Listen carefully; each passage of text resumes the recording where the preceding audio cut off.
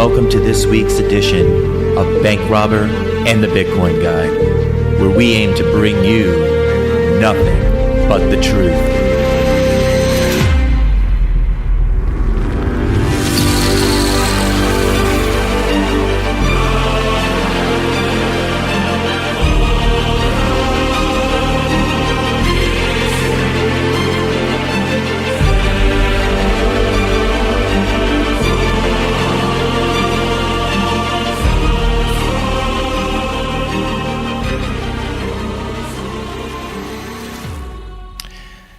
Folks, thank you for joining us this week. Just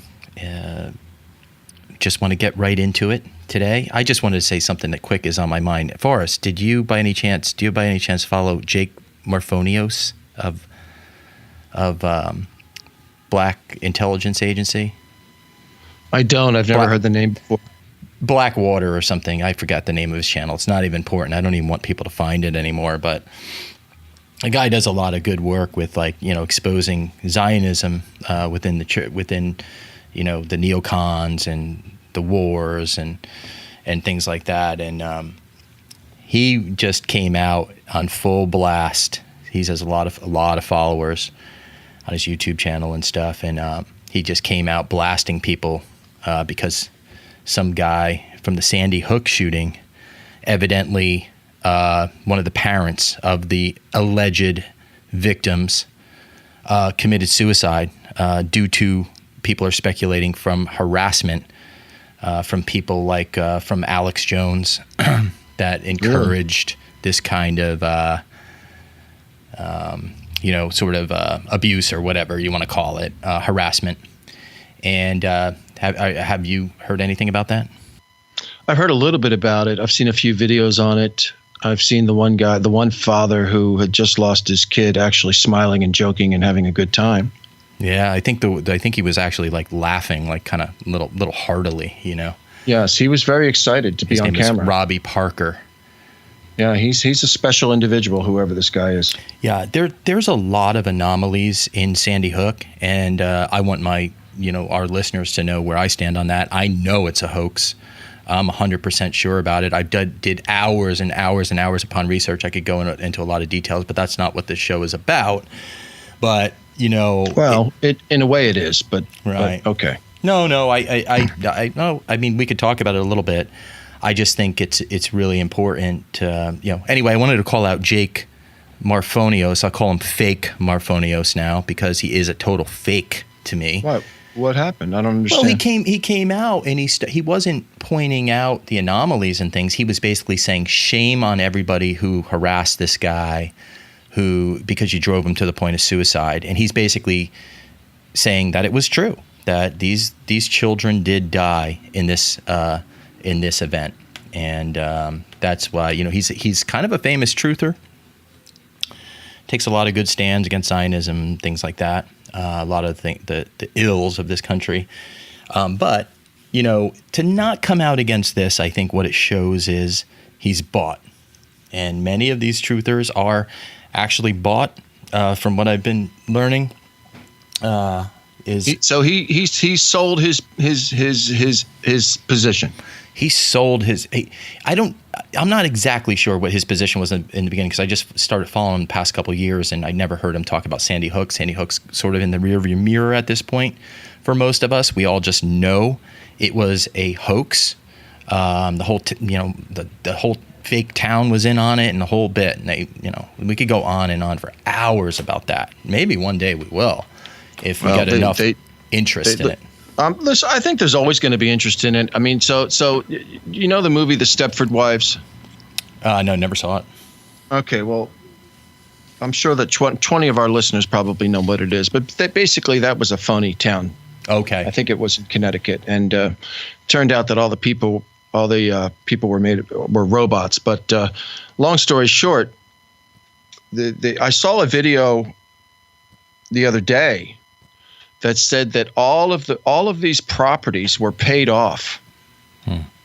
Did you see that video? Yeah, totally. Yeah, they were all paid off. That's a sort of a recent discovery. I mean, this thing the rabbit hole gets deeper and deeper, and But it's just disturbing.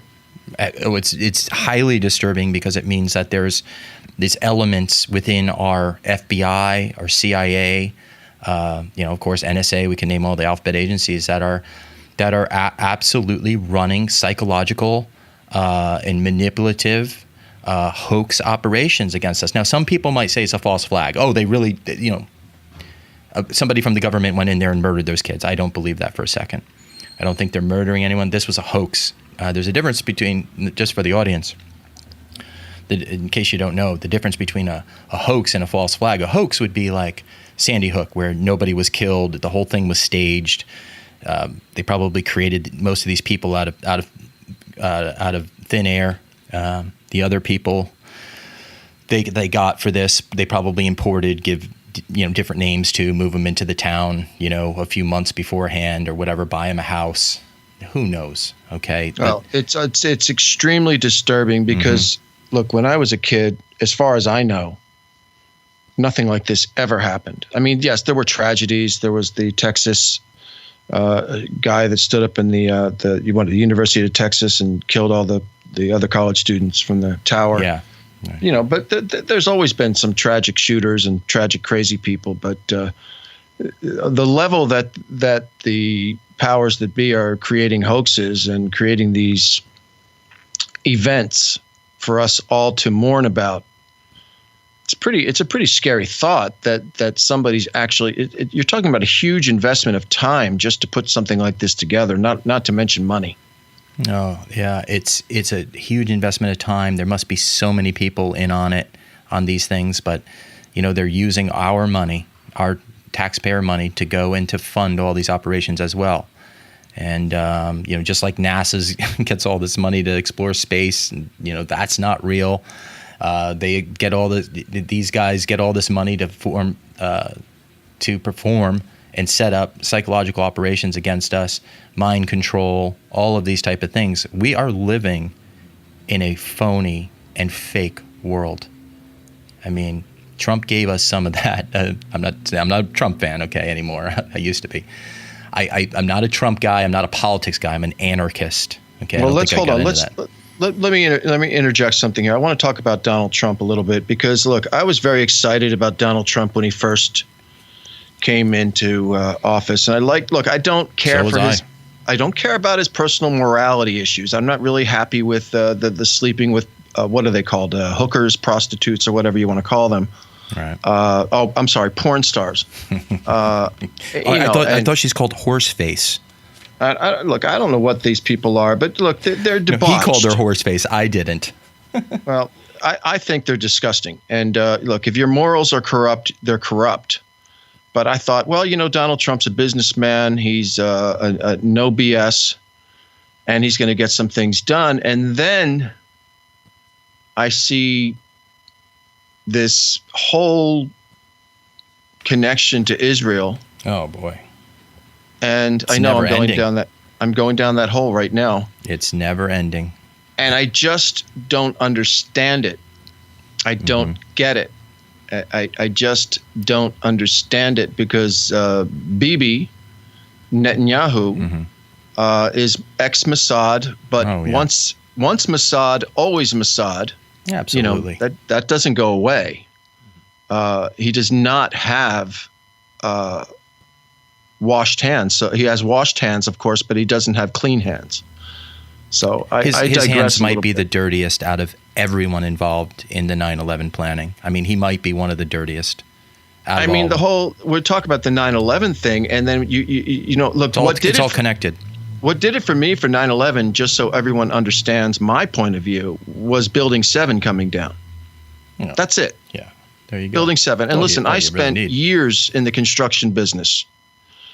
And for anyone out there, go take a couple of sticks of dynamite if you want to and go put it next to steel and blow it up. That steel's not going to go anywhere. You have to use very, very intelligent weaponry to take these buildings down, and very strategically placed bombs to blow buildings up. Right. There's just too much involved here. That building went down like an implosion. It went down perfectly. Yeah, and 9/11 is sort of like one of my favorite topics. I love trying to get people to wake up to 9/11. More than flat Earth, even more than Zionism, more than the fake Zionist church and all of that. I feel that 9/11 is a key for Americans. I'm talking about specifically right now, and you know what, for the rest of the world, for my friends in Europe and around the world. It is so important because us as the world leader and it's important for you to understand this too. But for Americans specifically, 9/11 is the key to understanding. It all comes unraveled, and you realize that we're being ruled over by devilish, demonic, I know that's a bit redundant, evil people, okay? And that's redundant on purpose. I mean, it's like evil on top of evil. These neocons, just coincidentally, we're fighting all of Israel's wars. Our boys, our women, they go over there and they die fighting in Iraq, fighting in Afghanistan, fighting in Yemen, fighting in Syria, all this nonsense. It just coincidentally happens to be all of Israel's enemies, who are now our enemies. But who's running this country, right? It all goes back to 9/11, and we'll get into this more in detail. Maybe we'll do a whole show depending on interest, because I don't know what kind of audience we're going to have. If you're going to be knowledgeable on this already, and maybe we don't need to beat a dead horse. Maybe a lot of you already know. The works of Christopher Bollyn and Dr. Arnosky, is it? Who've done just amazing work with uncovering the truths of 9/11. The research is all out there. The books have been written. The presentations have been given. And, it was not 19 Muslims from Saudi Arabia. It was Israel. And it was the United States. Well, I want to say something that happened to me a couple of weeks ago. I was talking to a woman who I've known for a while, and I asked her a question about, I believe it was 9/11. I believe it might have been something else, but I think it was 9/11. And she laughed. Mm-hmm. Why'd she laugh? At the implication of my question. She thought I was kidding her, because she doesn't even remotely believe that it's a conspiracy theory. She believes 100% that this was an attack, and that it was a legitimate attack, and it was devastating, and she's very devastated by it, of course, yes. But wow. She told me basically that she doesn't have time for conspiracy theories. And this, by the way, is a 26-year-old. Okay. All right. Well, maybe she's right. Maybe she doesn't have time because they've got everybody on such a hamster wheel in this country to go out and to earn and then to make enough money and produce enough taxes so that we can go buy bombs to go fight, all of these trumped up, made up boogeymen. That, yeah, she's on that hamster wheel, and she's probably telling the absolute truth that she doesn't have time to look into these things. No, right? She absolutely was. In fact, what she told me? She said that she's actually more worried about paying her student loans. Oh, absolutely. For her college education. Yeah, and that's another thing, the whole usury thing, the whole fact that we're just also mired in debt, and God bless you if you're not, but a lot of people are. We're sold this awful bill of goods about how we need this and we need that and the consumerism. But, that's part of, this is a Christian podcast. So part of being a Christian is starting to recognize these things and to turn away from these things and saying, like, materialism, no thank you. Striving to have, 3 homes, it's not necessary, But what I suspect with this 26-year-old is she's just striving to get into life. She is. She wants a job. She wants the things that she's been told that she should have. Right. And some of them are good. Some of them are normal. Everybody needs a place to live and all that. But, they've got her. She's on the hamster wheel now. And everybody I keep meeting is on this hamster wheel. Mm-hmm, mm-hmm. They really are. And it's one thing to have to work very hard for your money. And there's nothing wrong with working hard for what you have. There really isn't. Absolutely not. But, I was talking to my daughter, and she was telling me that the taxes that they take out of her fiance's check are just astronomical. And she was saying, Dad, it's just ridiculous how much they take out of his check. Right. I said, well, welcome to the world. This is what they do. If you work for them and they deduct taxes and you're above the table, that's what they do. They take the money out. They get their money first. Yeah, so it's nothing new. That's why, and I don't want to get into the tax thing. I have, specific things about that. And, I would say to all Christians out there, by the way, that we're on the subject of taxes, and I know we're kind of going all over the place here like usual, but what we do. yeah, just what we do. But if you're on taxes, if you're one of these Christians, I have a Christian friend down in Southern California. Oh no, he's my friend anymore. I beat him up so much about Zionism. But hey, wait. What is that? Is that the trolley car in San Francisco? That was the trolley car. Yeah.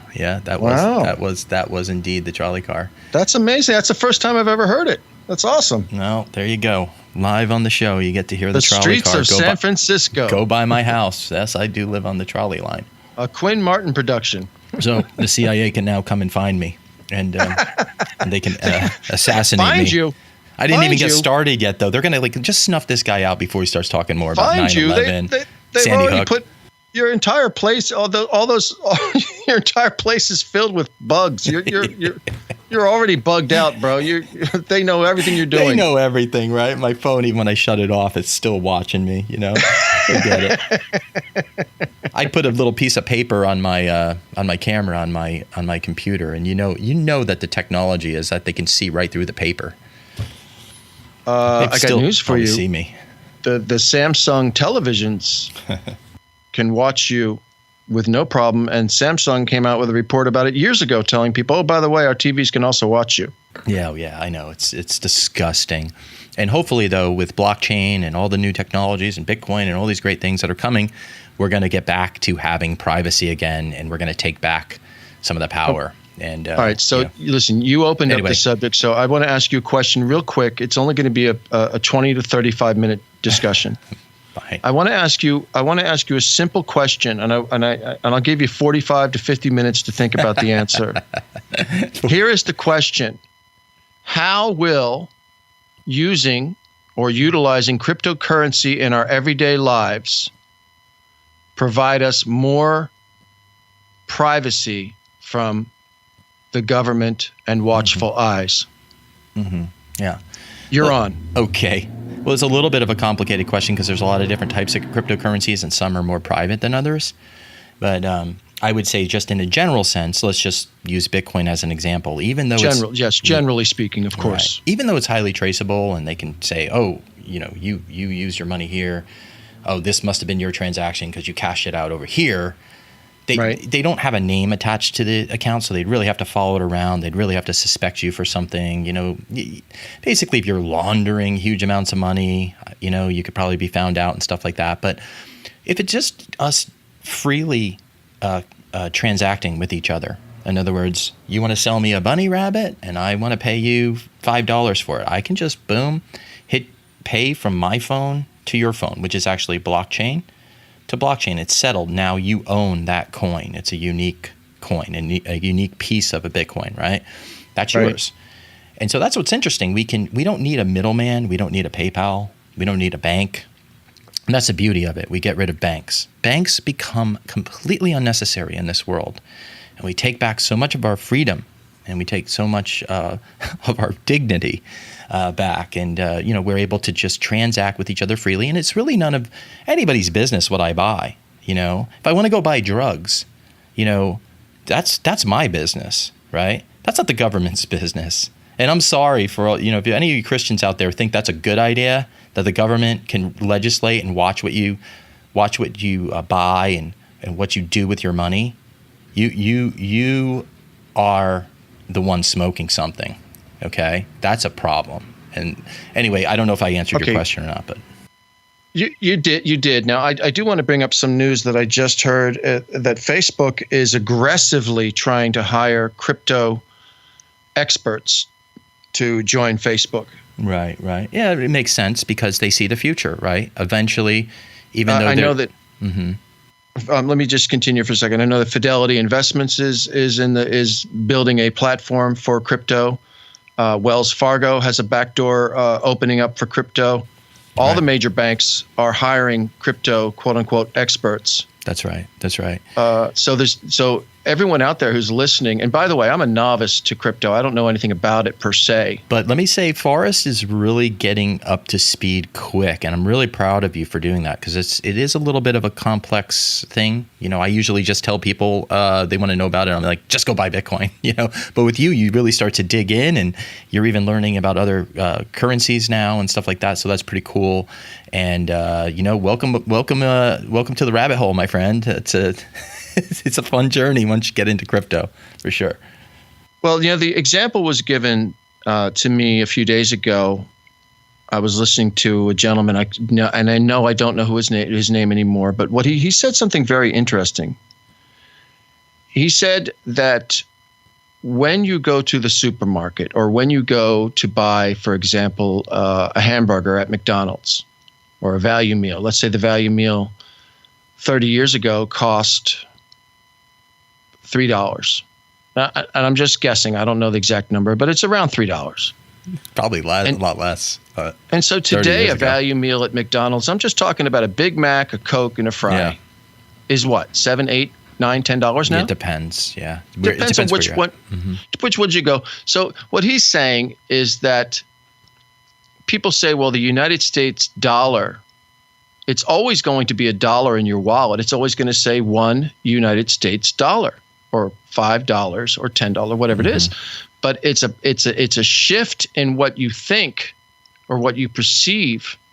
But when you go to spend that dollar, that's where they get the dollar, even though it's inflation. A piece of paper. But even though it's a piece of paper, the point I'm trying to make is that even though it's a piece of paper in front of you, people are so used to this idea that a United States dollar, or the credit card value of dollars, obviously people know that, the cash that's in your accounts that can be debited out to payments. Right, and they're watching all that, by the way. Like the government, they no can doubt see about every that. Little transaction you make, right? So, but I think that the point I'm trying to make is that the dollar is not inflation proof.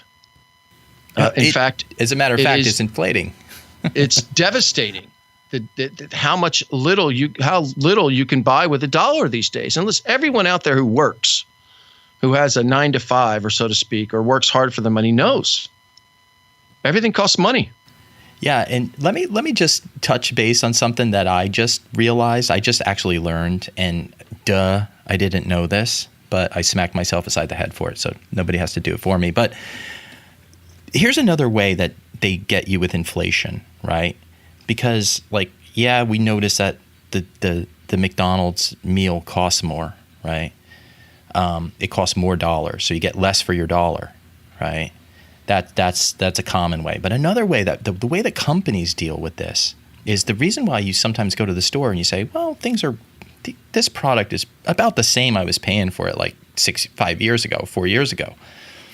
But the fact is, what they've done with many of these products is they've shrunk the net weight of the product. They've shrunk the product. So if you buy a bag of potato chips 4 years ago that was 16 ounces, now it might only be, 14 ounces. Or if you bought a bag of potato chips that was 12 ounces, maybe it's only 10.3 ounces now. And this is another way that they get you with the inflation, and that they kind of keep the people in the dark, and then the inflation kind of creeps up on your family. And that's why everybody has to shop at Costco now, because you need those deeper discounts just to sort of keep your head above water. You need to save that 15 or 20% or whatever it is that you save by buying in bulk. So now we almost have to become wholesale dealers or something, right? We have to buy enough mayonnaise to last us for 5 years of sandwiches.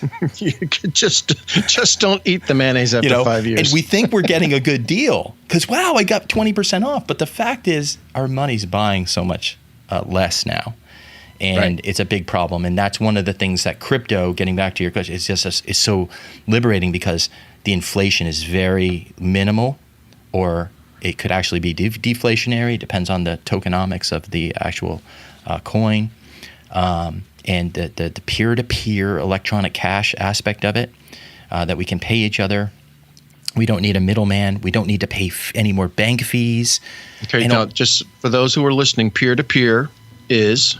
Person to person. Person to person. Person, go ahead. Yeah, just a person to person, peer to peer, right? And so that was actually the title of the Bitcoin. Satoshi Nakamoto, the secret name of the Bitcoin creator. Nobody really knows who he is, so his name's Satoshi Nakamoto. Anyway. Okay, well, wait. I'm going to make a confession here before you go on. Uh-huh. I am the creator. I am he.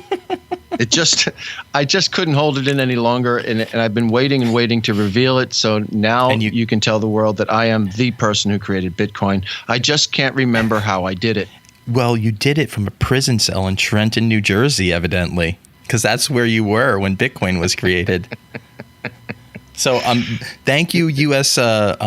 Prison Industrial Complex, for providing my brother with the tools to create the most liberating piece of technology and cryptography and all of these wonderful things mixed together right in his prison cell. I appreciate that. Thank you, government. You know what? I'm going to stop being an anarchist. I'm just going to become a statist. Well, I wouldn't actually call you an anarchist. But I would say that you're an enemy of the state. I was going to say, what does anarchist mean? And by the way, people, anarchist might sound nasty. I promise you, I do not put on a black hood, a stocking over my face, and go out and terrorize the neighborhood and throw garbage cans through bank windows. No, I don't do that. Neither one. Listen, I'm speaking for both of us here. Neither one of us believe in any sort of violence like that's that right, at all. That's right. That is absolutely correct. No violence. The way is no violence. That is the way that we're going to change this world. But anyway, let me just get back to what anarchist says. Anarchist just means no rulers. That's all it means. It means that it's kind of like a dirty word out there, but anarchist. It's a very dirty word. Right? You think like all these like maniacs, right? Like I'm out there. First of all, I believe that we should be able to own guns and have total freedom and stuff. I choose not to, I just carry a gigantic machete with me at all times. But but all anarchist means is no rulers. Nobody has the right to rule over me. And if you really stop and you think about it for a few minutes, really you think, okay, these officials are elected and everything like that. But really, first of all, we're starting to learn that most of this stuff is just rigged and they're selected and not elected. So there's that. That's a big part. But then there's a whole thing of like, wait a second. Since when does like 51 people out of 100, let's say out of 100 people, when does a majority of one decide what's right for me? That doesn't make any sense. Okay. But imagine this. Imagine that you and I and everyone listening here, we all go to an ice cream parlor and they tell us you have a choice. You can have one of 31 flavors. Right. Choose any one you want or choose any combination of one you want, but they're all made exactly the same way. They just appear different and taste a little different, but they all do exactly the same thing. When you choose between candidate A, B, C, D, or E, you're still getting the same result. They're lining up an alternative choice, and you choose this one and you feel, oh, well, we got our man in. Well, It didn't matter which man or woman you got into office because they all came from the same vat of ice cream. Yeah. Yeah. They all started off as vanilla and then they added a little bit of flavor to them and changed them up a little bit. But I would say that I hate that analogy. And let me tell you why. Because Please, I want to hear why. I hate that analogy because different flavors of ice cream are awesome, right? But we don't have any different flavors of politicians. We have a vanilla and we have a chocolate. Well, I disagree with you because Donald Trump was that flavor of ice cream that I thought, wow, this guy's awesome. I really thought that this guy was everything. seriously, to everyone listening, I truly mean what I say right here. Okay. Okay. Can I make another I loved analogy? Donald Trump. Okay. Yes. So what Donald Trump was, he was like, okay, so once I went to Trader Joe's and I bought this ice cream. I'm not going to tell you yet what kind of ice cream it was. And I brought it home. And when I first took a spoonful of it, I was like, that's pretty good. And I'm kind of surprised because of the kind of ice cream it was. Then I scooped out some for my wife and I had some. And then we started eating it. And then we started to look at each other like, what is up with this ice cream, right? And she didn't know it, but it was soy ice cream. And I had bought soy ice cream. And it just like, the more you ate, the more terrible it was. But do you know what the fact is? It wasn't real ice cream. So it wasn't I thought it was. That's right. So Donald Trump was never real ice cream. No politician, I suspect very, very few, are real ice cream. They're all, in this modern era, they're all fake. All of them. Even this Muslim one they're parading around with the big smile on her face and she's talking against Israel and stuff. I could almost guarantee you that she is as fake as a $3 bill. I could almost guarantee it. But, I've heard it said that when in the famous movie Mr. Smith Goes to Washington, is that the name of the movie with Jimmy Stewart? Your references are just like, I'm old? almost a millennial. Well, you know what? Look up the movie. Mr. Smith Goes to Washington. It's on Turner Classic Movies. But listen, when people go to Congress and they get elected, and then all of a sudden they say, well, Congressman or Congresswoman, you have a luncheon appointment. Oh, really? Who with? Well, it's the head of IBM. One of their people want to take you out to lunch. Okay. So you go out to lunch and you realize that your lunch is costing $350. And you're eating a lunch that you've never eaten before, and you're driving in a limousine you've never been in before, right? And you're living a lifestyle that you've never thought could possibly exist, right? And they become what? They become corrupt. They become corrupt. Absolutely, and right. And that was the thing about Donald Trump. I'm a billionaire. You can't corrupt me. You can't do anything. Remember, that's part of the sales pitch. It sounded great. It sounds great, and it makes sense. I was so excited about Donald Trump. But and again, we're getting on a political thing here, this road that we're on. But I think what Trump was you see, the people that run this show, they call it the deep state, they call it whatever, the CIA, whoever it is, the mafia. The Clinton mafia, who knows? Who's ever making these selections, right, of Trump and whatever, they know what they're doing. They're smart, right? They're kingmakers. So they know what to put in front of the people. And they knew that if Hillary won, all of these libtards and their vagina hats and all that, like, they would be so happy. But guess who would be really pissed off? It was going to be all of the hardworking. I'm not saying liberals don't work hard, right? Don't get it twisted. But the blue collar, hardworking, salt of the earth people, who, by the way, most of them carry guns, right? And they just made a decision, and they said, "Look, we can't risk this. We can't put Hillary in there because these people are not going to stand for that." I think there would have been a real big problem on the government's hands if Hillary had won. I really do. I think it would have boiled over into something serious, and they would have had a problem with people who are, demonstratively are stronger and have more weaponry and all those kind of things that they don't want to deal with at this time.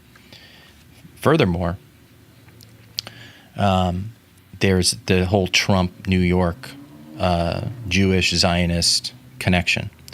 And they felt like, we can run with this guy. This guy, we can turn him into, what we need. They had the son-in-law in place. And some people might say this was the plan all along. It was always Trump. It was always going to be, because the Kushner connection and all that, and he's, him and Bibi Netanyahu used to sleep in the same room. Jared Kushner, now he's married to Ivanka. Ivanka gives up her faith in Jesus Christ to become a Jew, by the way. Now she wears Kabbalah bracelets and stuff like that. So this is the president's daughter who's in the cabinet, basically.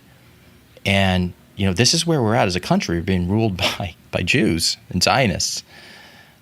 So, that's where we're at. And it might have been the whole plan all along.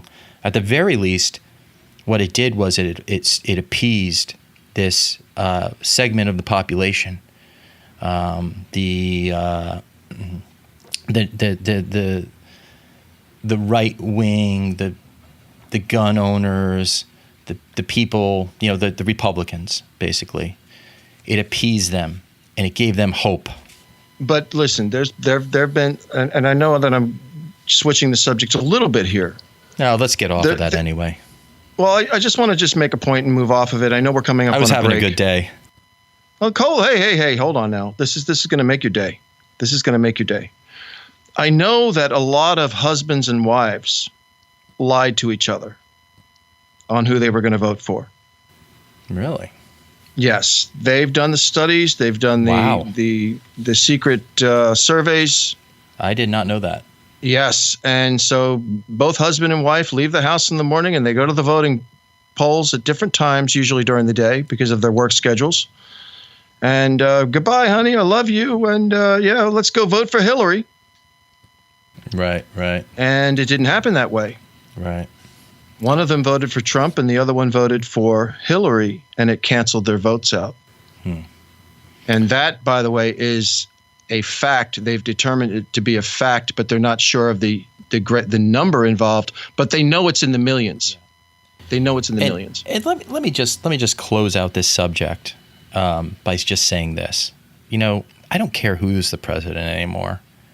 I don't care if it's, the Hamburglar. I don't care, Do you think we could vote him in? Well, we have burglars in there now. They're just not the Hamburglar. I'd rather have a couple hamburgers stolen from me. Is G. Gordon Liddy still alive? Oh boy. Phew. Anyway, so I just think that the solution here is we all need to, especially as Christians, we need to opt out of this system. You need to opt out, like yesterday. You need to stop voting. You need to stop partaking in this system because it's garbage. It's a lie. It's a fraud. Most of these leaders are selected. They're not elected. Okay. Washington, D.C., we know what D.C. stands for now. It stands for the District of Criminals. This is we are not run by our elected leaders. They all get, even the ones that are honest, they get bought out immediately as soon as they get there. Right. Okay. And it's not just steak dinners. It's money. It's homes. It's everything. It's yachts. Low rate mortgages. It's whatever. Exactly. It's money making scams. Yes. It's money making scams that they get involved in. Why are all these Congress people worth multi-millions of dollars when they leave Congress? They're only supposed to be making $180,000 a year. Right.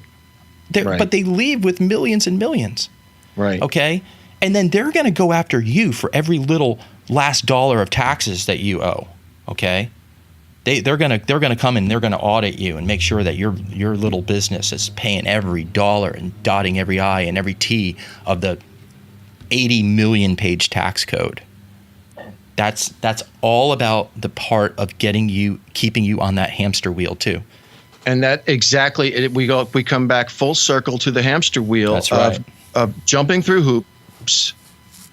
And people literally stressing out about how much they owe for this or that or the other thing.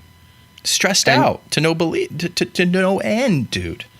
It's sad. It's really sad that people get so stressed out over owing, whatever. Right. So, listen, I'm gonna let you finish out this segment because I know that the break is coming up any time. No, now, we got about five minutes, but I just wanted to encourage my brothers and sisters in the Lord, especially.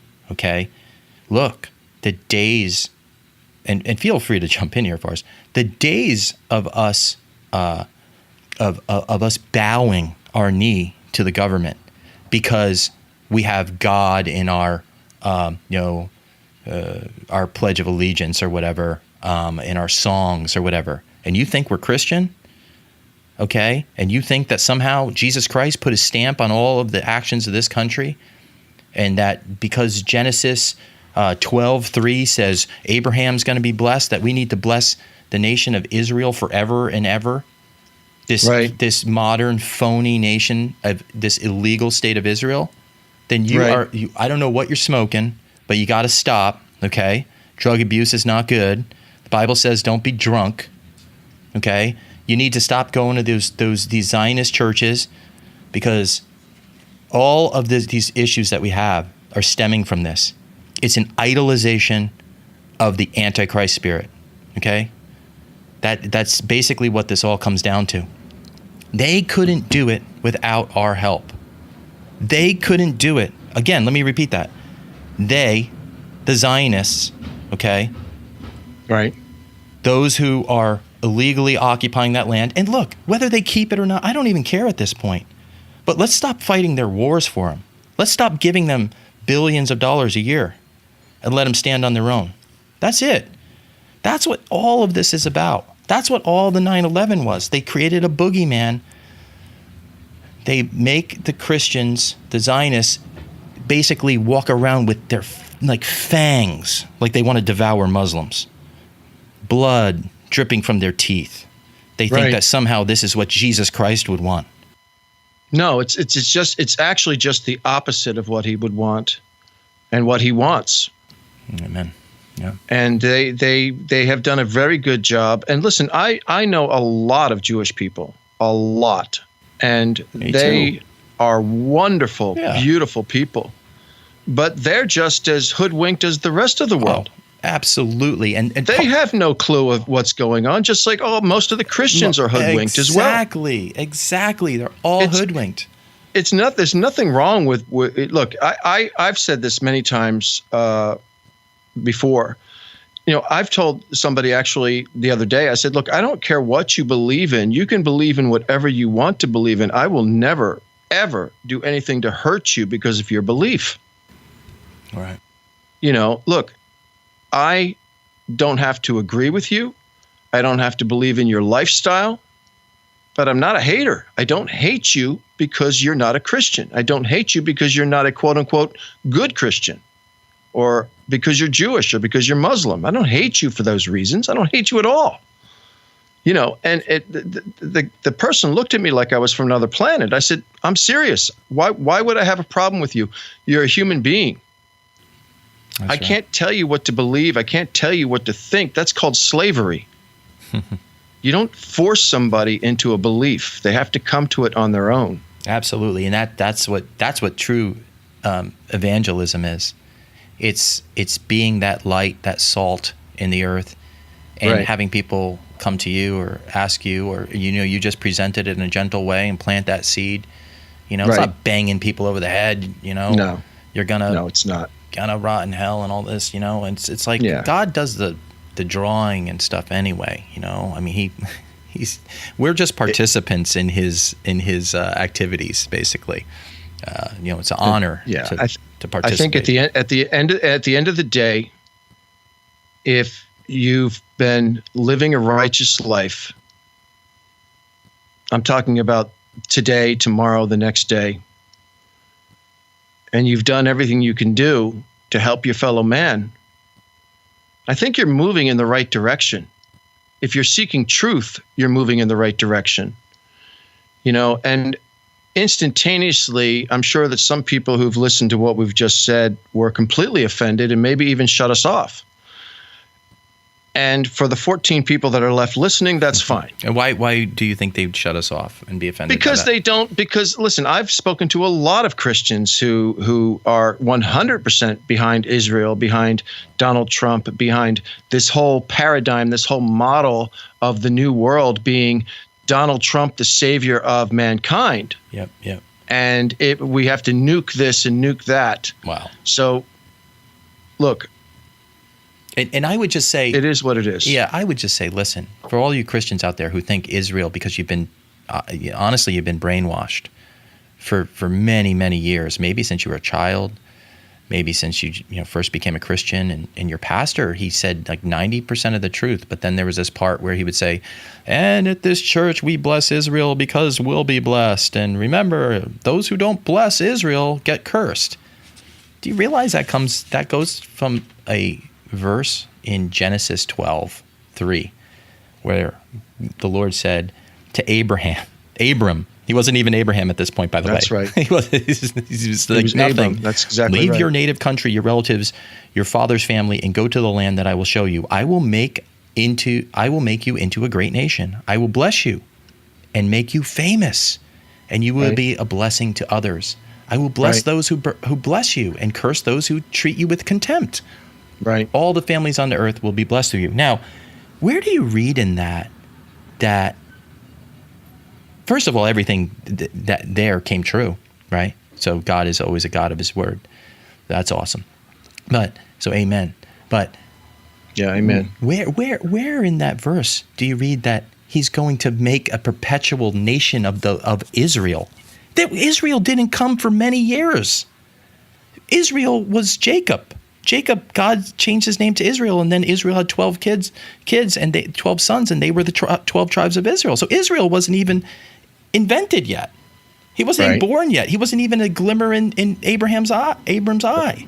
That's exactly right. Jacob was his grandson. Okay, one of his grandsons. But it becomes, but the dialogue has become very convenient to continually. And what a stretch it is to reach back into Genesis 12 at Abram before he's Abraham, before he gets the test and everything with Isaac, before Jacob is even born, who becomes Israel, his grandson. Like, how many years later was that? And what a stretch it is to turn that and say, well, here's the proof.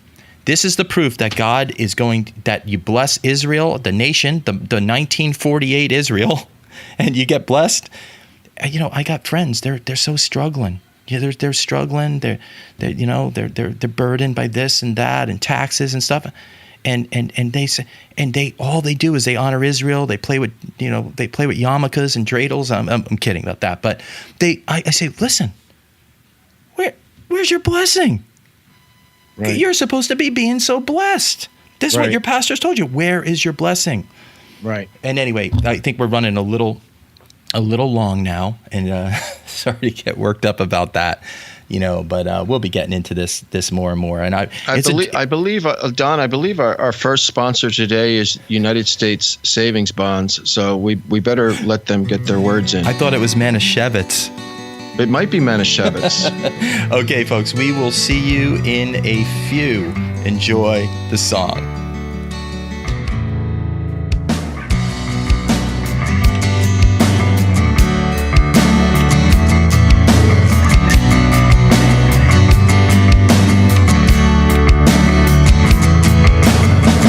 I'd like to thank you for the faith and strength to win the day.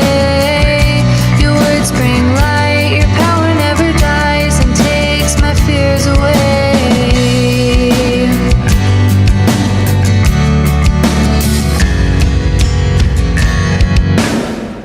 It's not the hardest thing to do. How can I question you? Throw my life into the fray, let go and live my life your way. Make these changes, make me strong. Lean to His grace to guide you on. Lord, I save and bend and kneel, do what you ask of me.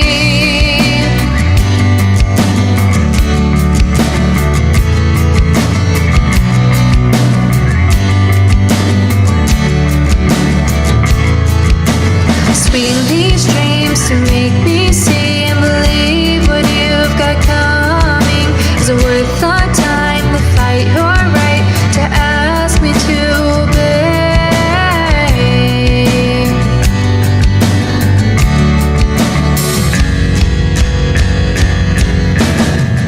It's not the hardest thing to do. How can I question you?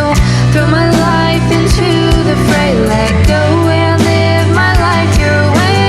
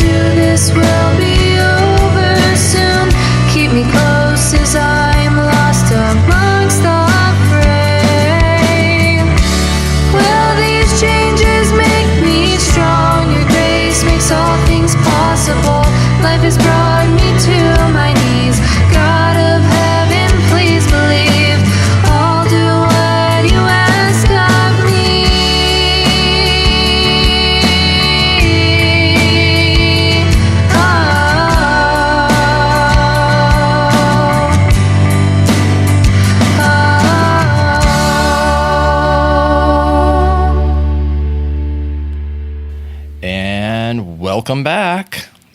Say welcome back, Forrest. Welcome back, everybody. All right. So, listen, folks, that last segment, you know, we're going to be moving on from that. We're not going to get all like super political here, but sometimes, look, sometimes we're going to laugh. Forrest and I are big jokers. We laugh a lot and we have a really good time. We say, I wish I could record the stuff that we say off the air. Maybe one day. I mean, it's so funny. He's so funny. But you really make me laugh, bro. I gotta tell you. I want to say. I'm sure the NSA will give you a copy of it. Yeah, this is awesome. He's just so funny. But anyway, you know, sometimes we're gonna laugh, and sometimes we're gonna cry, or I mean, maybe not. But you know, just sometimes we're gonna be like really serious. So. No, you know, it depends. It depends on whether or not Kim Kardashian has a bad day. If she's having a bad day, I'll cry. Oh, I thought you were going to say Caitlyn, so I guess I'm okay with that. But anyway, you know, and I just want to say that, you know, getting back to what I was saying in the very beginning about fake Marfonios. I'm sorry, Jake Marfonios of the Blackwater Network. I forget the name of his stupid channel. It doesn't even matter. But, and most of you probably don't even know who the heck he is. But anyway, he really disappointed me today with the whole Sandy Hook thing. That got me on that whole run. And but I did want to correct myself about the 9/11. The two best truthers, in my opinion, two of the best. Let's just say that, not the two best, but the two of the best that I know of. And there's so many. There's so many people. Okay, you got to really look into this if you haven't. Dr. Alan Sabrosky, Sabrosky. You can find interviews on him on YouTube and his presentations and everything. And then secondly, Christopher Bollyn. This is in no necessary order, by the way. Christopher Bollyn, Bollyn. If you haven't done the 9/11 research, you need to get out there and research these two men's works. We can, you know, that's not what this show is about, 9/11 truth. We're going to get into that at times. But you really need to research for yourself. So I just gave you two excellent resources and plenty of material to go dig into if you want the truth, you know. You know, if you just want to believe what the government told you, then, you know, then just believe what the government told you, okay? What can I say? Yeah. Don, when I signed the contract for this show, you told me this was going to be similar to Seinfeld, a show about nothing, and I said I'm down with that. Let's go. Are you disappointed now? No, I think that this show should be about nothing and everything. So you know, look, I don't. There we go. All right, George. I'm yes. Well, you know, look, as long as I can eat and sleep, I'm happy. You know, because look, I've got no hair. That's the way they want you to be. Right. You know, as long as I got my cable TV, I'm good. And maybe one day you can get a job with the New York Yankees too. Oh, I had a job with them, but they fired me. That's right. It wasn't even my fault. Oh. Well, any moment that really tall, zany guy will just come in here stumbling all around and make us laugh. So don't worry about it. Well, I got news for you. I think that guy is my neighbor. I'm not even sure why, but and I he's think going to kill you later. You know, I just found out, listen to this. I just found out that the actor Jack Black lives down the street from me. No kidding. Yes. So I'm going to have to be moving soon. Why is that? Oh, I don't know. I'm just trying to make a joke that went nowhere. Sorry, Jack. But Jack Sorry, Black. Jack. I was going to say, I know Jack Black doesn't live in Magnolia, New Jersey. No, he lives in Haddonfield, New Jersey. Sure he does. That's listen, I was told by somebody who actually had tea and coffee with him the other day. Oh, interesting. Oh. And the sad part is, everybody, I'm not even kidding you. But this person swore up and down that they had coffee with Jack Black. What they didn't know is it was one of Jack Black's clones. What they didn't know is that you don't hang out at dumpsters behind the 7-Eleven at late at night and pick up food that's been sitting there for 3 days. Okay. So listen, okay, just moving on here. Anyway, folks, just to recap from the first thing, I'm doing little recaps now just to keep my head on straight. Crypto will help you get off the hamster wheel, and that's something that I do want this show to be part about. And we'll be talking about crypto as we go on. Sometimes Forrest is just going to throw in and ask me crypto questions. Realize that crypto is to help you get off the hamster wheel. I believe that this new technology, this new form of money, of real money, of non-inflationary money, will help you and your family, okay, in whatever way. Maybe you don't need help, but it could, hey, a couple extra bucks in your pocket ain't going to hurt, right? That hold value and on and on. And many of us do need help. Okay. Well, listen, I'm going to keep interjecting things here. Starbucks is now talking about accepting cryptocurrency. Is that correct or not? Yeah, I've heard that, you know. Well, I heard just recently that they are actually ready to release the implementation of accepting cryptocurrency. Yes. Well, maybe I should hire you to do my research from now on. But I also accept cryptocurrency for my services. I know you do. I know you would. Let's put it that way. Because now you know about it, and now you're hooked, and now you know this is better money. So, people, yeah, we're gonna get you up to speed on that. And also, I will be doing a small YouTube channel, and the goal of the YouTube channel is to simply get the body of Christ up to speed on cryptocurrencies and different projects. And if you have a couple extra bucks to invest in these kind of things, you know, I could kind of help steer you the right way. And that's what I want. I'm just trying to serve the body. I'm trying to help my brothers and sisters, and I'm going to do that. And there's not going to be any charge or anything like that. Look, this isn't about money. This is about helping people, hopefully, come to the truth about a lot of different types of things. And some of you just need reinforcement that what you believe is correct. But, you know, I'm never going to be bought out. I know I will never be bought out like fake Marfonios, okay? I am going to hold the line always. I don't care if somebody puts $20 million in my face. I will laugh at it. I promise you that. I will laugh at it. I want to interject something very important for people who really know nothing about crypto, and I really want you to listen to what I have to say right now, because it's extremely important, and I'm very, very serious. I came to the realization about 3 weeks ago, it just hit me like a ton of bricks, that it doesn't matter if you or I'm speaking to the general audience out there, people who are listening to us saying, well, what is this crypto thing all about? You know, blah, blah, blah, blah, blah. This is a bunch of garbage. It doesn't matter what you believe at this point right now about crypto. In 5 years' time, you're going to know exactly what it is. Right. Because it's going to be in everybody's mobile app on their phone. It's going to come pre-installed. That's right. And by the way, Samsung is already pre-installing crypto wallets on their phones. So it doesn't matter what you think.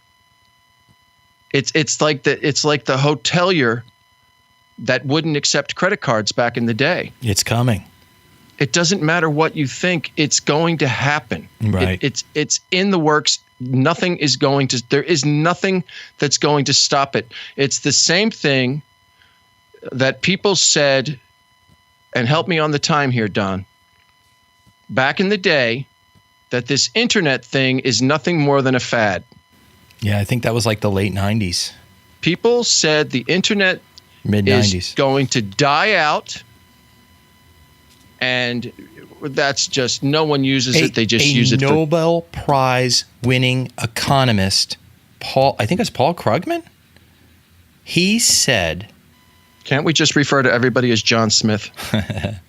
He said that the internet will never amount to more than another fax machine. Basically, right. The internet will never be more than another than the fax machine. The right. Fax machine was superior to the internet, something like this. Now, what an idiot, right? But this is the type of, you know, I mean, he's from a certain place, Krugman, right? Okay. Again, nothing to my Jewish friends out there, but you seem to get all the benefits of this guy got a Nobel Prize, really? Okay, give me a break. Listen. I'm not going to digress too much, and I'm just going to make this point, and then I'm going to step off of it. Obama got a Nobel Prize, a Peace Prize, which is the most ironic thing ever. But I want to say something, Don. What year would you go back to right now if you could travel back in time? What year would you go back to? And I'll even give you the decade, the 90s.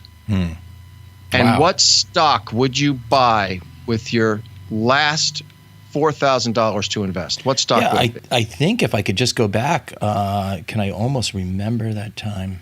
I guess it would be the late 90s, and I would definitely buy Amazon, right? I mean, that's what you'd have to do. Or That is Apple. I mean, you Well, could take your pick. Apple, either Amazon. answer I'm not is sure correct. which one went up more. I would say Amazon at that point. Amazon went up more. There Well, we go. no, I think they're both in the same ballpark. It doesn't really matter. Look, there's experts out there in this field that will be able was to tell us the probably truth. a real good one too. Yes, and my point is really simple. Look, if you're going to invest in crypto as an investment, this should be money that you can afford to throw away. Number one, and I am not an investment counselor, and as far as I know, Don, you're not either. We're not licensed to do this. This is for entertainment purposes only, folks. And we also say this to cover. Legal. It's called cover CYA, cover your ass. Right. Like it's I'm offended legal. by that. Like, so whenever you listen to something I say, realize this is highly speculative stuff. I'm a speculator. When somebody asks what I do, I tell them I'm a speculator. I don't say I'm a trader, I'm a this, I'm a that. I'm a speculator. And that's what that's what I do. When you first told me you were a speculator, I kept thinking about eyeglasses. But you would. I would. You were in And prison too long. too long. But look, Yeah. if for example, those out there listening say, I don't know anything about crypto.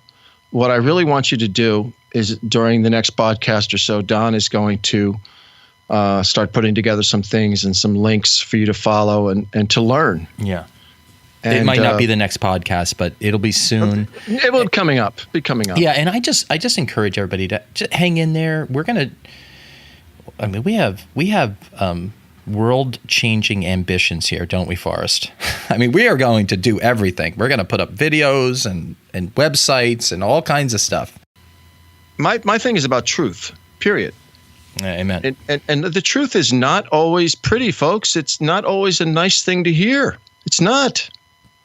It's not. Look, going off tangent off a completely different subject. A guy that I know of, I can't mention names. I can never mention names because it's very important. On a personal level, he was suspecting that his wife was cheating on him.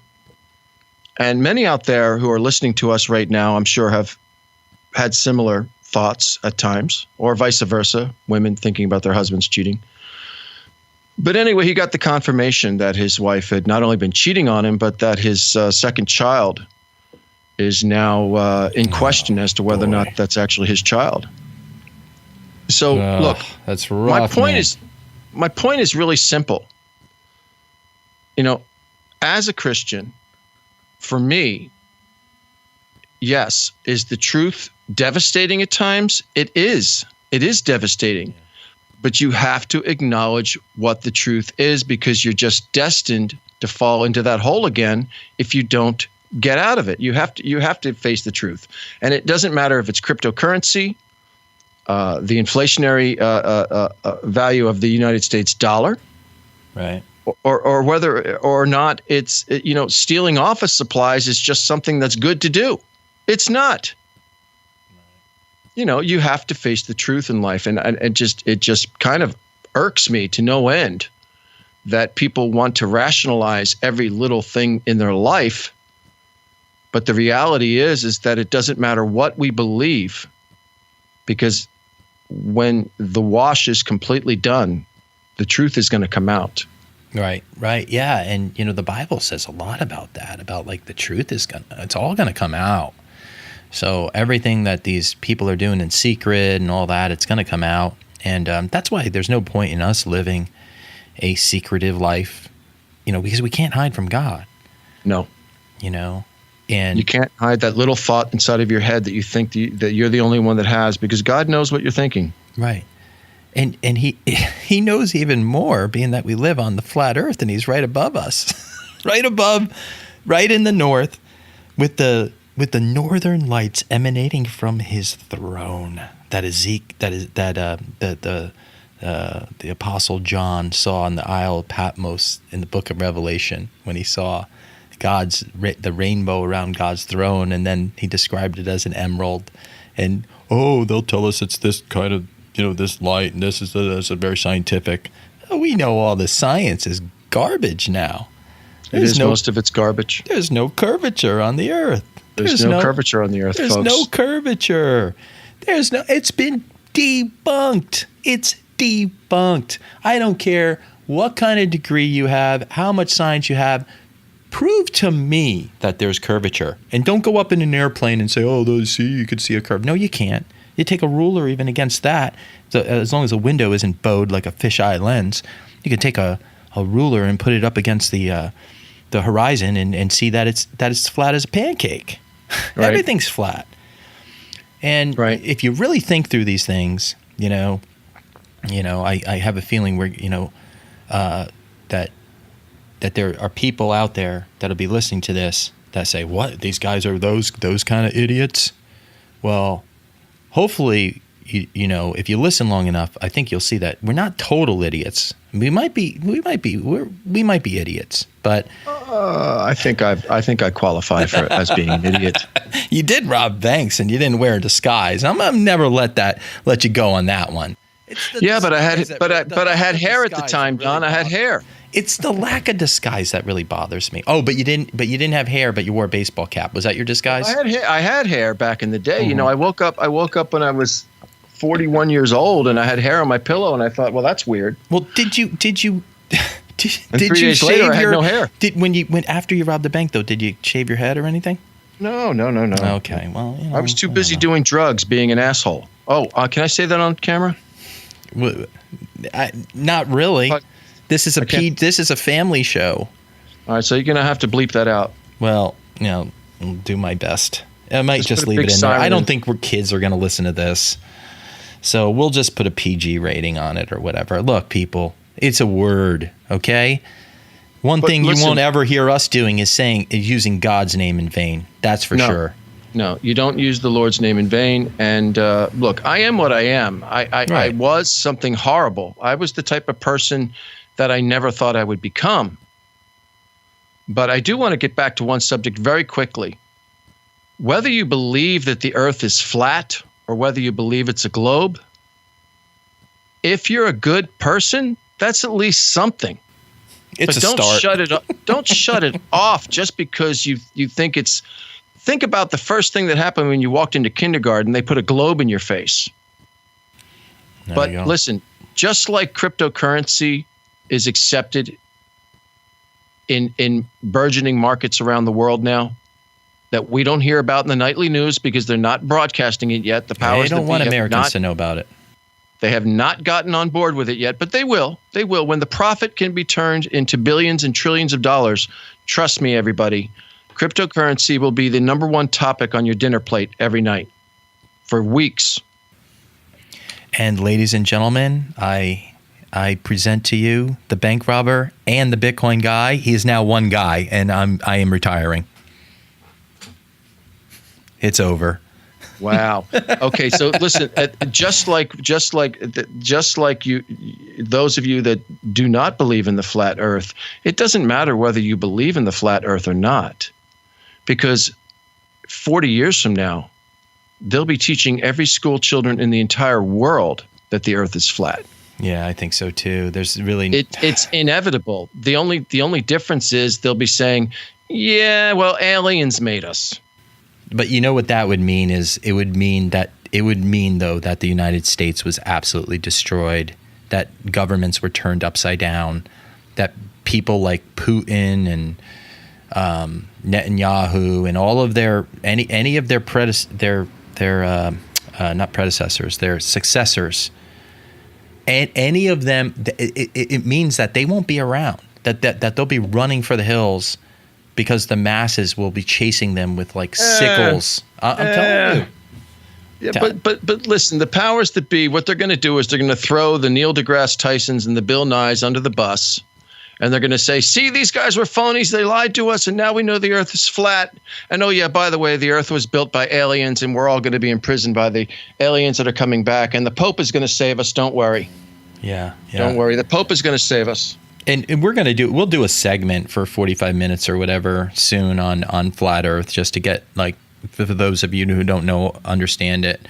Because I do think it's important, because let me just get into the importance of Flat Earth and why it's important. Okay. And what people say, well, what does it matter? I've had Christian friends to me, really stupid Christian friends. I'm sorry, but if you don't care about the truth that's in God's word, if you don't care about the truth as a Christian, you're stupid. You're just stupid. And, I don't know what else to say to you. That's the vernacular that Paul used to describing many well, people. I've been accused of being too harsh with brothers and sisters. Oh, where's the spirit? Where is the kindness, the gentleness? Dude, if you're that's ridiculous, bro. They actually said that garbage to you? I'm telling you, man. I am telling you. They value their lies so much that the moment that you start to make them feel a little bit uncomfortable, they start to accuse you of not having the Holy Spirit. Well, that's always the way. It's unbelievable. And this is, for those of you who aren't Christians out there, we're talking like, Forrest and I are Christians. We're brothers in the Lord. We have a common unity through Jesus Christ, the King of Kings, the Lord of Lords, the Savior, the dude, the ultimate. Jesus is awesome, because is the way. And we surrender to him. Yes, you either if you're a Christian out there, by the way, we're speaking to Christians and non-Christians, but specifically to Christians, Christ said something very simple. If you love me, keep my commandments. It's as simple as that, folks. I know, and that's a consistent message that I know that's always on your heart, and always. What I hear in your YouTube channel a lot too is that it's extremely simple. It's an awesome message. It's a perfect message. It's one that I love hearing myself, and to be honest, because I don't need to be reminded of it so much, but we have to examine ourselves all the time. So anyway, sorry to. No, listen, I want to say something. And you got me off on a rant here, Don, and I've had 16 cups of coffee. Do you think that my cardiologist would mind that I've had 16 cups of coffee? You did have an 8. We were supposed to get into that, but that's going to wait till the next one. Folks, hold on, let me just say something. We told you 3 months from now, we'll get to the end of Forrest's story, and there's demons, there's dying, there's all these interesting things, if you're still listening to us, I would ask you, what's wrong with you? Seriously, we never get to the point anyway. Wait. If they're still listening to us, I can guarantee you one thing: they're probably locked in somewhere that they can't get out, and they're listening to a loudspeaker. It's like Kim Jong-un has his worst offenders in some kind of cell, hogtied, listening to us right now. Okay, first of all, I will tell you something. I met him. He's a very nice man, and he's one heck of a pool player. Did you go there with your boy Trump? No, I had to be. I was part of the Dennis Rodman entourage, and turns out I did not know this, but Dennis Rodman is very tall, and everyone around him appears to be very short. Oh, but Kim Jong-un had a very special fascination with him, and that's the end of that story. Yeah, no, that is the end of that story, pretty much. I'm sure. I want to share with everybody a little story. But when I first met my beautiful wife, 73 years ago, I went to visit her father with her down in a state in the southern part of the United States, and I had met him for 20 minutes, and he asked me if we could go to the gas station to get some gas for his truck, if I wanted to take a ride, and I said sure. So we get to the gas station, and there's this little hot blonde number walking around, and she runs up to him and gives him a hug, and they have a little private conversation that lasts about 5 minutes, and he comes back to me. Now, I am his daughter's fiance. How old were you? I was 12. You're a sick man.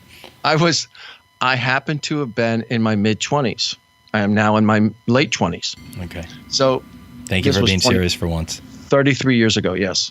Long story short, he comes back to me and he says, "Hey, we're gonna cancel those plans about going back home.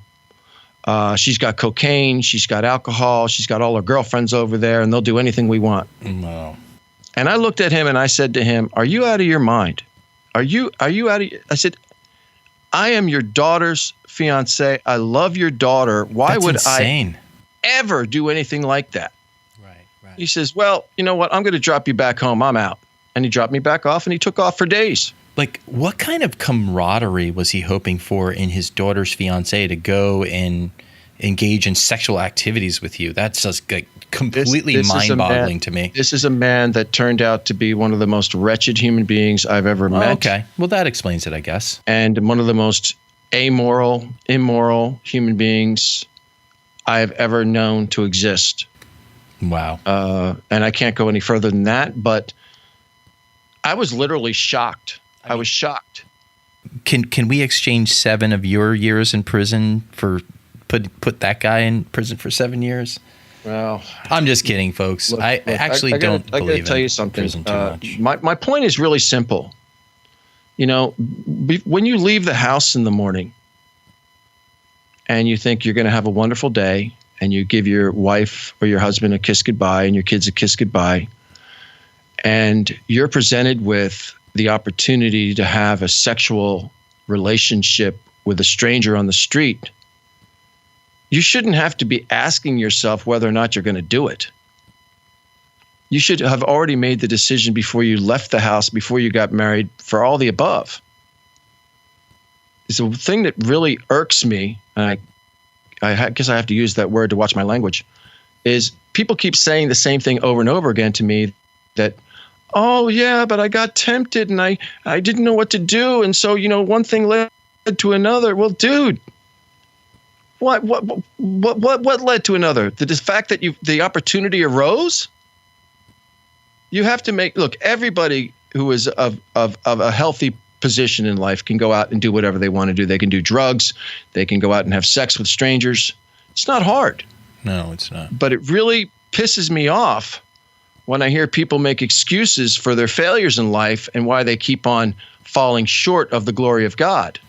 Yeah, you know, Wake up! Wow, it's ridiculous. That's a good that's a good short preaching right there. It's ridiculous, Don, because you have to understand something. I'm hearing it all the time. You don't hear it the way I do. I read lots of letters and I talk to different people on the phone that I don't really talk about these particular people because I can't. But I hear the same message over and over and over again. Yeah, I went out and I went to my buddy's house, and I will say, "Well, who's your buddy?" "Oh, he drinks and he does cocaine and he has pornography and he's got girls over all the time, and I got tempted." You didn't get tempted, bro. You went over there because you knew that was a possibility. Yeah.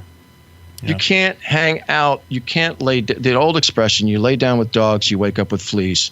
No doubt.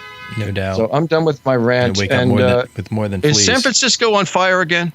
Yeah, it's just, I live at it's semi-busy intersection, I guess. But yeah, I mean, as far as that, what you were just saying is, like, for me, I'll just address it, because I'm still on the show, even though you're the Bitcoin guy now as well. Stop it. No, I want to listen. No, evidently you're just taking over everything because you know more about crypto than me now. But I don't even remotely believe people. If you even believe that for a second, please, Don. This is Don's humor. And listen, I am like the guy that knows enough Spanish to get myself locked up in a Mexican prison. You're doing amazingly well at it, and I'm proud of you. But what I would say is that for me, as far as like I'm the guy that will go cheat. I'm the guy that will do those terrible things, and I've done those terrible things. Okay, so there's weakness. There's more weakness in certain ones of us have more weakness in certain areas, right? Well, I would be the guy that would be doing that. But here's the thing. When you have the Lord, when you're close to the Lord, when you you need more of God and less of yourself, less of your flesh. That's how you overcome this. That's the secret. The secret is spending time with the Lord. The secret is spending time in God's Word. The secret is reading the Bible. The secret is having Christian fellowship, right? Find a brother. Pray for a brother. Okay, let me tell you a quick story about what I've been going through. So the past couple years, I was praying that God would really bring me a really good friend, somebody I can fellowship with. I've got twisted humor. I know a lot about conspiracy theories and stuff. I mean, that's one of the reasons why I'm doing this podcast and stuff. But it was like I would meet people or I had friends, and they're cool. I mean, I love them. They're family to me. If you're my friend, you're part of my family, right? But I didn't have that cerebral connection that I wanted, and I guess we all have that. It's all different for each one of us.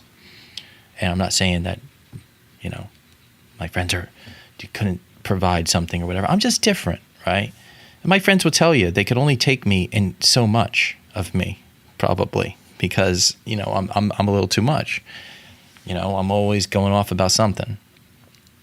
But then I prayed to God that He'd bring me somebody, and what's amazing is, in fellowship and stuff, He brought me Forrest, and oh man, come on now! I'm telling you, man, that is it's such a blessing to know you. You make me laugh so much and stuff.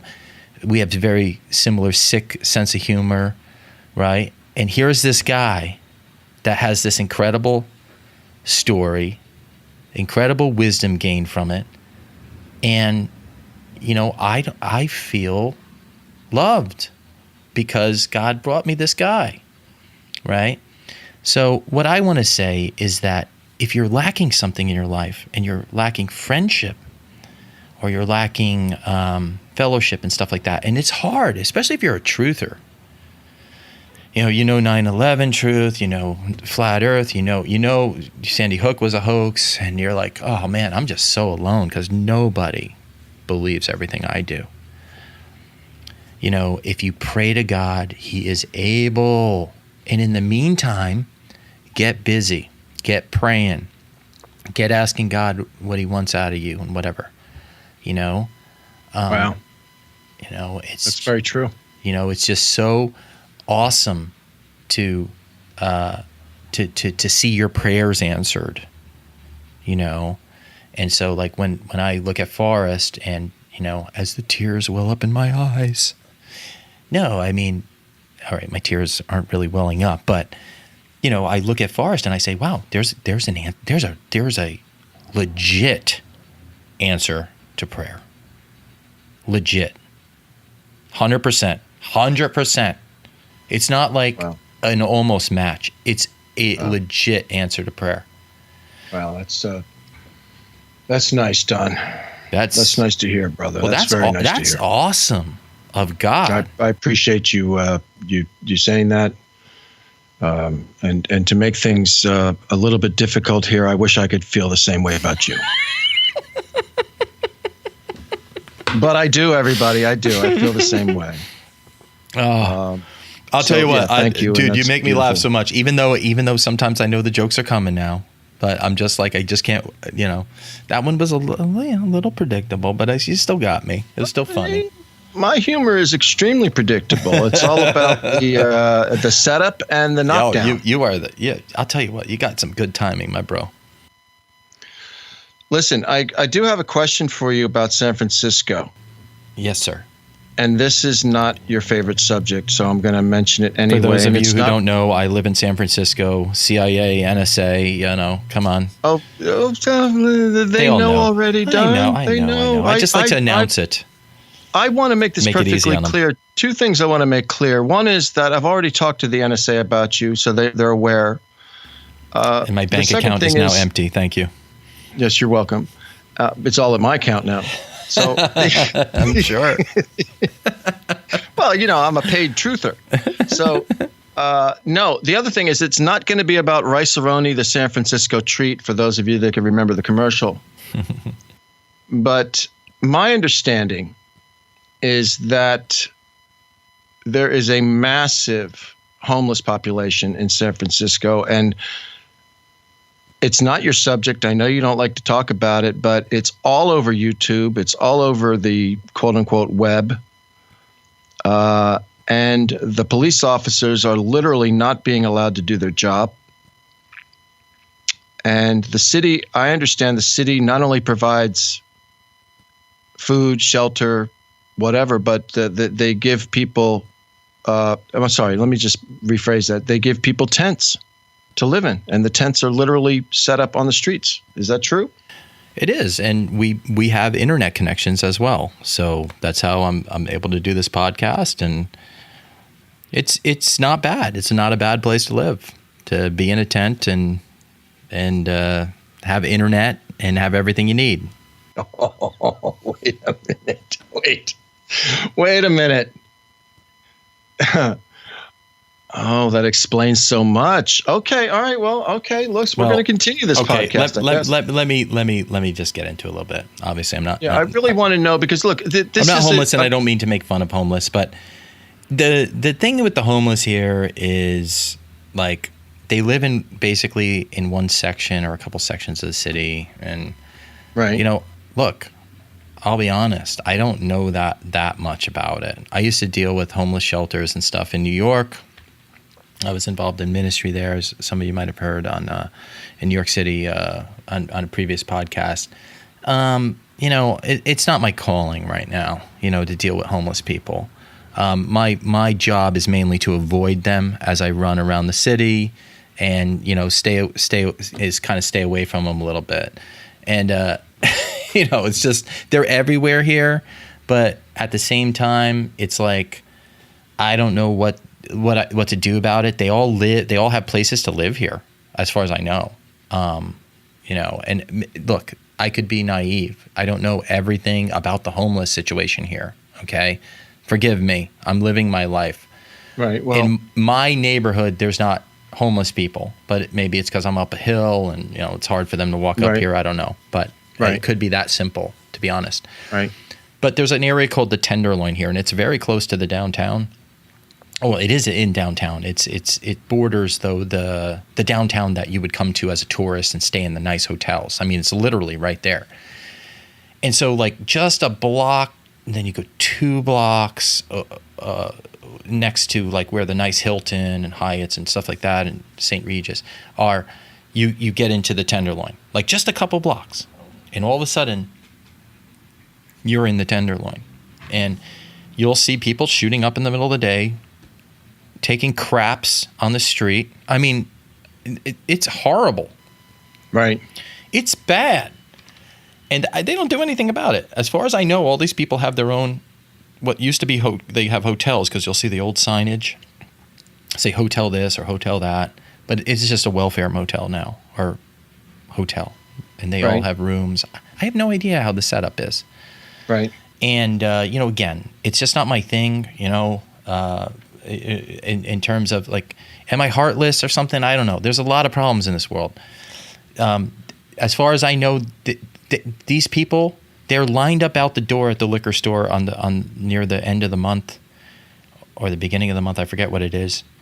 But I've been at a convenience store where it's like the end or the beginning of the month, and it's like I've got to wait on a long line because they're all buying their malt liquor and all that stuff. Right. So they have what they need. I know that because they're buying their liquor. I see them shooting up whenever I'm down there. Right in broad daylight. And I don't know. I mean, is there a ministry there? There's probably a million ministries there. Oh, there are. There's a lot of ministries that are trying to help this situation, but even their hands are tied to a degree as well. Right. The reason I broach this subject is not to deride the entire population of San Francisco. It's a very beautiful city, as is Seattle, by the way. But there is a problem, and the estimate is that over 50% of all the homeless in the United States are now 100% addicted to methamphetamines. Wow. Yeah.